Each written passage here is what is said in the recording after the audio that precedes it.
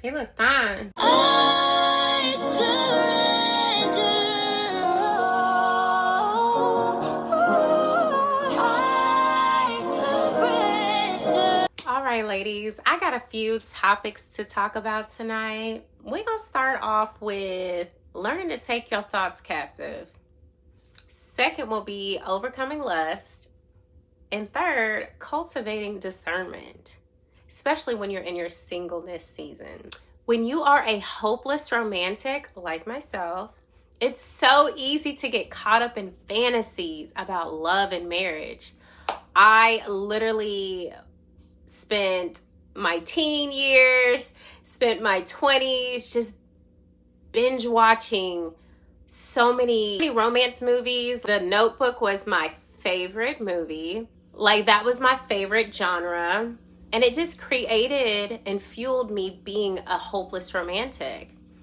And there's nothing wrong with having these desires of being in a romantic relationship, but you want to ensure that it's with the right person. You want to ensure it's with a God-given spouse and you're married to that person. It's so easy to get caught up in fantasies about love and marriage, the idea of one, but yet that's not your season. God has placed you in a single season. God is working on you. He is pulling out the weeds. He is shaping and molding you. He's still working on your patience. He's still working on your skills. Like, he's just still working and tweaking you, that you are not ready in the moment. So learn to just pour into yourself. Allow him to just continue shaping you. And while you're in that singleness season, tap into your hobbies. Tap into the word. Tap into the Bible. You should be dating JC right now. Jesus Christ. I know that may sound lame, but that's your main man. That's your man. That's your boyfriend. That's your bestie. That's your daddy. Whatever void you need to fill in the moment, he gonna fill it.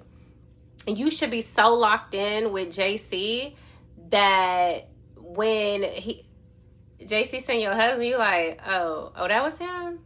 Oh, send him again? Because I think I missed him. I was so locked in with you, Lord.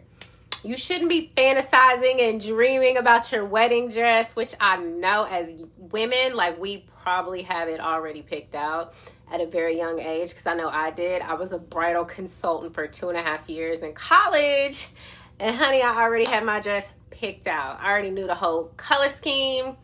I had the Pinterest boards. I had everything just planned, and it didn't happen. And I spent 8.5 years with someone. So, so I think it's definitely important to cut out the romance movies. I know you love watching romance movies. It may be your favorite genre, because it was mine, was past tense up until a certain point where I'm just like, ooh. So, get out the romance movies, okay? Because that's only going to make you yearn for it even more. Cut out the love songs. Stop putting it on repeat when you take that bubble bath, sis. I'm talking about the Avant, the Kiki Wyatt, the Cisco. We got to get out the 90s with them R&B songs, because that's only going to make you fiend and want it more. That's what it was desired to do. Especially if you don't have that person. These streets is lonely. These streets is cold. And the holidays, we got Valentine's coming up in a couple days. Like, we just left winter, but maybe wherever you're at in the world, you never know. It could still be cold. It could still be cuffing season.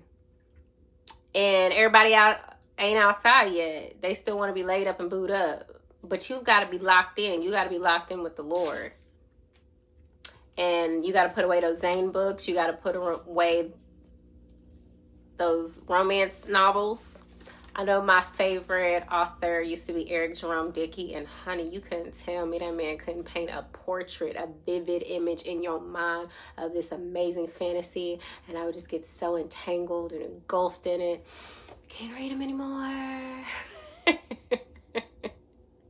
You know why? Because it just makes your heart race and you just start fantasizing, and I'm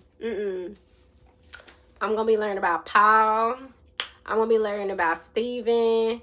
And then I'm going to be learning about, who else? Moses. He did some great things. But if you're not careful, all of that can lead to lustful thoughts. It can also lead to unrealistic expectations. And then you'll end up settling for less than what God has for you.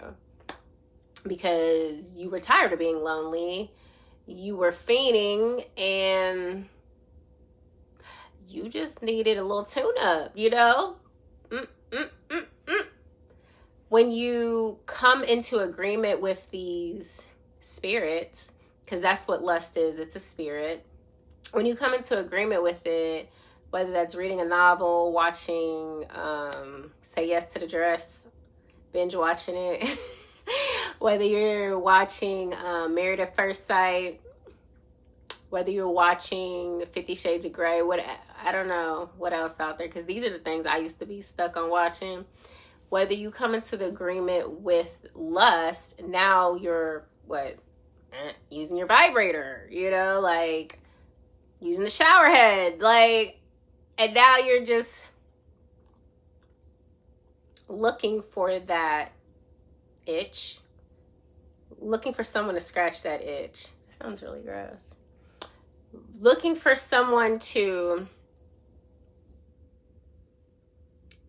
fill that void, when you should be filling the void with God's word, when you should be pouring into yourself throughout your singleness season.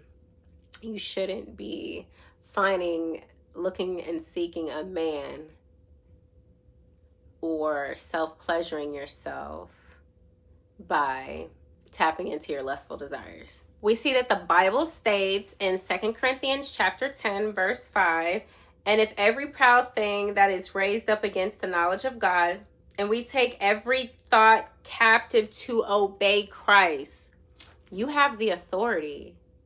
The Holy Spirit is living inside of you. Don't lay down and take it. You run this, okay? You have the authority to take every thought captive.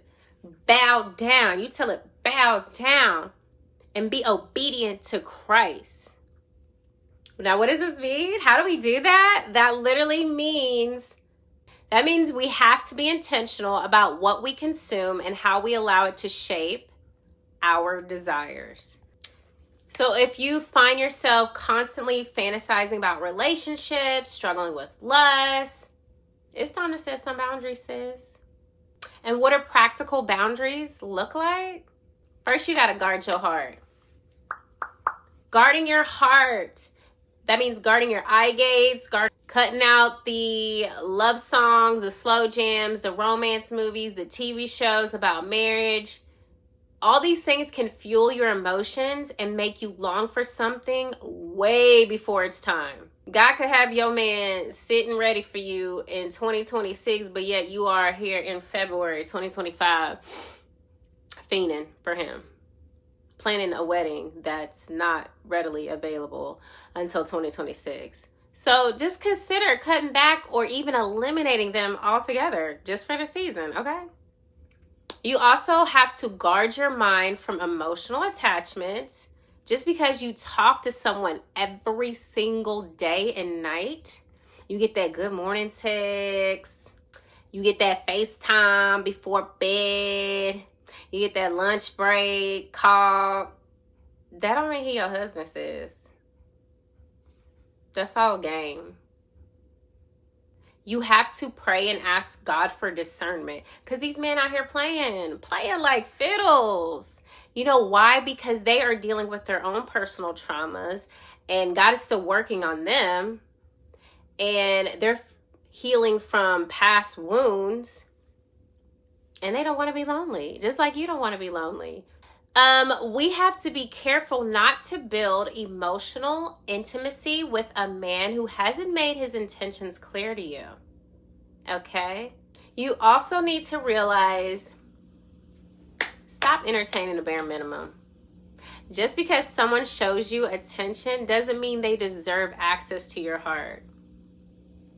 Just because you get a little good morning text and they showing you some attention after you've been lonely for so long and praying and asking God for a man, and now they're consistently showing you attention, that don't mean that's your husband. Because a man who truly wants you will pursue you with clarity, biblical consistency. If he's not pulling you to church, if he's not ending conversations with prayer, if he's not showing godly attributes that we see in Ephesians 5, and you didn't get on your knees and pray to ask God, like, hey, Lord, show me discernment. Like, what you think about this man? Did he come from you? Did you send him my way? I really like him and he seemed cool, but in the past I be picking the wrong one. So can you just show me a clear sign? And he gonna show you. You need to learn to friend zone every single man until he states his true intentions. There's no such thing as a talking stage in the kingdom. I'm sorry, did I see that in the Bible somewhere? Like, did that happen with Adam and Eve, talking stage? Did that happen with Abraham and Sarai? Like, did Boaz and Ruth do that? No. I don't even think Esther did that with her mans and them. Like, absolutely not. There is a friendship and then there is intentional dating. So if the man didn't say, hey, I really see a future in us and I really like where things are going thus far, and I would like to lock it down and put a title on it and pursue you. And I want you to pray on this, and I've already taken this to God and he gave me the okay. But you let me know what he says to you. Get back to me. Honey, my wig gonna shift. I'm like, you did what? You talk to God about me? Like, absolutely. That's a man right there, okay? Not his homeboys. He didn't call up Billy Bob and them and JJ from up the block and, hey man, I want you to FaceTime with my auntie and them to say hi. Cause I just want her to know, like, no. He consulted with the Lord. And then he wants you to go consult with the Lord. That's the man right there. Anything in between is complete confusion. It's sent from Satan himself. Like, don't do it. You're going to waste your time. Your heart going to get broke. You're going to have to do some counseling. Don't do it, okay? God is not the author of confusion. We see that in 1 Corinthians chapter 14, verse 33. So learn to pray for discernment before moving forward with every single friendship, with every single relationship, with anything that you do in life. Anyone that comes into your life, you need to run it through God. Big God, what you think about this person? Before you allow yourself to get emotionally invested, seek the kingdom first.